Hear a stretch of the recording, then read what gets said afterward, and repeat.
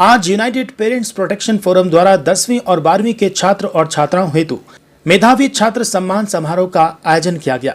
इस कार्यक्रम के अंतर्गत 10वीं और 12वीं के छात्र छात्राओं को जिन्होंने 85% से ज्यादा अंक प्राप्त किए हैं, उन्हें मोमेंटो और प्रशस्ति पत्र देकर सम्मानित किया गया। यूनाइटेड पेरेंट्स प्रोटेक्शन फोरम द्वारा इस कार्यक्रम के द्वारा समाज के विशिष्ट जनों को भी उनके उत्कृष्ट कार्यों हेतु सम्मानित किया गया। कार्यक्रम में अभिभावकों और छात्र छात्राओं ने बढ़ चढ़कर हिस्सा लिया।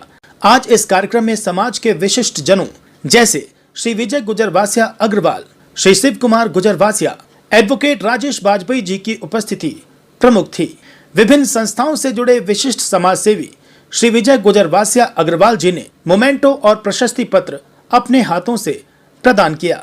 संस्था के अध्यक्ष एडवोकेट पंकज केडिया और सचिव श्री संजीव शर्मा ने बताया कि कोविड काल से संस्था की जो यात्रा प्रारंभ हुई, तब से अनवरत संस्था अभिभावकों के हित के विभिन्न मुद्दों पर कार्य कर रही है। कार्यक्रम को हम जितना भी सपोर्ट करें उतना बढ़िया है, क्योंकि आने वाले बच्चों के अभी देख करके आने वाले बच्चे भी उससे प्रोत्साहित होते हैं और बहुत सी उत्साहित होते हैं। तो केवल प्राइज मिलने की बात नहीं होती, वास्तव में ये उसके जीवन की बहुत बड़ी मान्यता होती है। और बच्चों के लिए आज जो किया गया है, तो आज आने वाले समय में बच्चों के लिए आप और क्या करना चाहेंगे उनको प्रोत्साहित करने के लिए? बच्चों को तो हम प्रोत्साहित करना चाहेंगे, जिससे आपने भी देखा कि एक जन अपने प्रपोज किया यहाँ पर, और किसी भी तरह उस तरह जो भी उनसे जो हेल्प हो पाएगी हम जरूर करेंगे। में कुछ जानकारी आप दीजिए। इस संस्था का गठन हम लोगों ने कोविड काल में किया था, जिस समय पेरेंट्स जो थे सबसे ज़्यादा स्ट्रगल कर रहे थे, जब स्कूलों की मनमानी चल रही थी कि स्कूल बंद थे और स्कूल पेरेंट्स पर दबाव डाल रहे थे फीस पेमेंट के लिए। जब पेरेंट्स के पास उपार्जन का उपाय नहीं था, कुछ कमाई का साधन नहीं था, वो कहाँ से फीस जमा करते। उस समय पेरेंट्स की चिंता और उनके आर्थिक परिस्थिति को देखते हुए इस संगठन का गठन किया गया और पेरेंट्स की एक आवाज़ बनकर यूपीपीएफ उभरा और सारे स्कूल मैनेजमेंट्स के सामने हम लोगों ने पेरेंट्स की बात रखी कि भाई no school no fees. School यदि आप पढ़ाएंगे नहीं तो आपके खर्चे देने के लिए पेरेंट्स क्या लोन लेगा, पेरेंट्स क्या उधार लेगा, पेरेंट्स क्या कर्ज तले दबेगा। तो इस देश का किसान कर्ज में डूबा हुआ है, क्या अभिभावक को भी कर्ज में डुबा देंगे? जी नहीं, बच्चे को पढ़ाने के लिए तो ऐसे ही कर्ज ले रहा है अभिभावक, और स्कूल यदि बंद आप रखेंगे तो इस केस में आप उनकी फीस को माफ़ करें। और अंततोगत्वा हमारे आंदोलन के बाद लीगल बैटल हुई, हम लोग स्कूलों के सामने एजिटेशन किया, हम लोगों ने दबाव डाला, प्रशासन से दबाव डलवाया और अभिभावकों की जीत हुई। और जितने पीरियड के लिए बंद था स्कूल, उतने पीरियड के लिए फीस को माफ़ किया गया। और आज भी ये संगठन अभिभावकों के हित में काम कर रहा है। छोटी से छोटी जो भी समस्याएं हैं और उसके लिए विभिन्न स्तर पर पूरे भारतवर्ष में ये संगठन कार्यरत है। एक आरजीकर वाला, देखिए, विद्यार्थी या स्टूडेंट्स की सेफ्टी प्रशासन और सरकार की जिम्मेदारी होती है।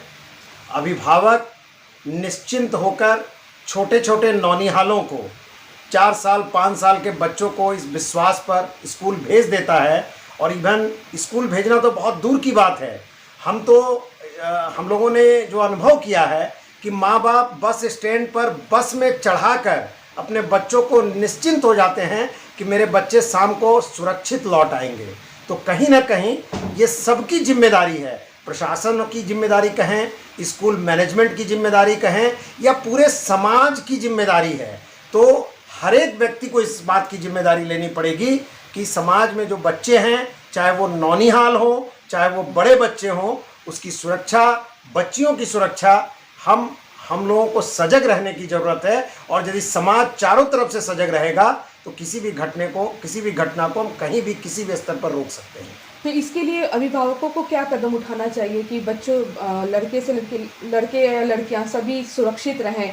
स्कूल जैसे आपने कहा समाज की भी एक जिम्मेदारी होती है, तो पेरेंट्स को भी सजग होने की ज़रूरत है, तो और क्या कदम इसमें उठाने की क्या ज़रूरत है? आपको क्या महसूस होता है? देखिए, अभिभावक जो कर सकता है वास्तविक रूप में, अपने बच्चों को हिम्मती बना सकता है, सुदृढ़ बना सकता है, अच्छे और बुरे की पहचान सिखा सकता है।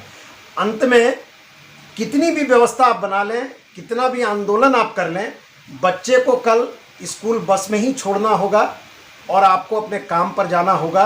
आपको समाज के ऊपर विश्वास रखना होगा। इसलिए इसका एक ही उपाय है, प्रशासन, समाज, मैनेजमेंट सभी अपनी अपनी जिम्मेदारी स्वयं तय करें और सिर्फ मेरे या आपके बच्चे की बात नहीं, समाज के हर वर्ग के बच्चे की जिम्मेदारी, समाज के हर वर्ग में मुझे पड़ोस के बच्चे की जिम्मेदारी लेनी पड़ेगी और पड़ोस के बच्चे को मेरे बच्चे की जिम्मेदारी लेनी पड़ेगी। जब ये जिम्मेदारी तय हो जाएगी तो फिर समाज में किसी भी घटना को बहुत निचले स्तर पर हम रोक सकते हैं। Thank you. घटना हुई है, काफ़ी निंदनीय है और ऐसी घटना नहीं होनी चाहिए, क्योंकि हर अभिभावक अपने बच्चों को स्कूल हो या कोई हॉस्टल हो या कोई संस्था हो वहाँ पढ़ने के लिए भेजता है और सोचता है कि वहाँ सेफ होगा। तो ये सरकार की जिम्मेदारी है कि वहाँ के सेफ्टी का ध्यान रखा जाए, हर तरह की CCTV हो और प्रशासन अलर्ट रहे, चाहे वो कोई हॉस्पिटल हो, स्कूल हो या कॉलेज हो। और अभिभावक को भी अलर्ट रहने की ज़रूरत है, एकजुट होकर इसके खिलाफ आवाज़ उठाए। जब तक इंसाफ नहीं मिलता है हमें एजुटेशन करना होगा और एजुटेशन शांतिपूर्वक होना चाहिए और तब तक करते रहना चाहिए जब तक इस पर इंसाफ नहीं मिले।